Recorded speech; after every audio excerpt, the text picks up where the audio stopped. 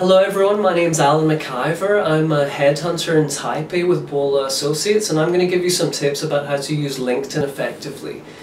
Okay, so the first thing I want to say is be thorough. So that means filling out your LinkedIn page, including things like your job scope, your previous companies and what they did, what industry they were in. Fill out your academic history about what hobbies you have outside work, about what groups you participate in. All of these things will make you turn up in more search results on LinkedIn, so that's a good way of using it. So the next thing I want to say is the most important. So connections are what LinkedIn is based around. For me personally, I have about 13,000 connections, which I understand is a lot, but I use LinkedIn almost every day.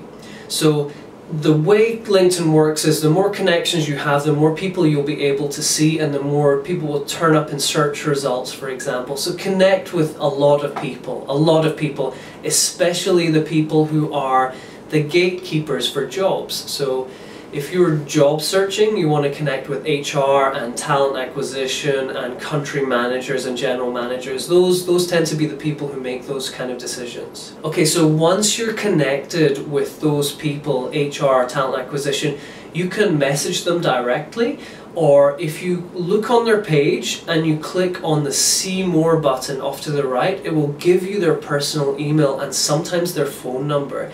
So this means you can message, you can email, you can call them directly and tell them you're looking for a job.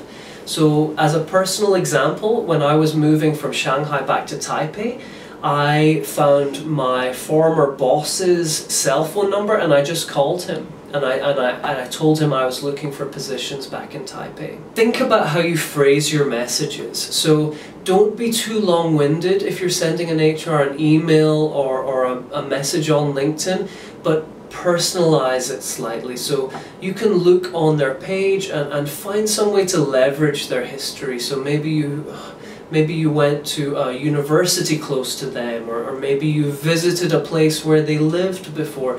And personalize the message, I think, is a really good idea.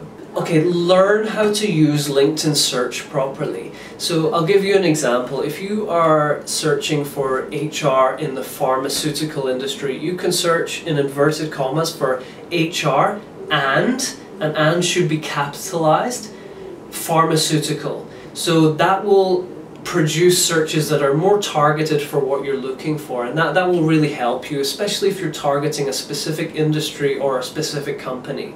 Another thing you can do is, if you're looking to work for a specific company, you can go to that company's page and then you can click on See All People that work in that company, and then you can target that, narrow it down to which city you're looking for, and then you will have a list of people, let's say, who work for Nike in Taipei. So that's a really good way of using LinkedIn. You can connect with every single person in that company that way. So the next thing I want to say, and this is a mistake a lot of people will make in Asia, is have a professional picture. So a selfie when you're on a train, or you at a bar with a glass of wine, it's not good enough, right? So make sure you have a professional picture, and I don't necessarily mean you've gone into a picture studio or a photography studio and you've taken professional pictures. That's not what I mean.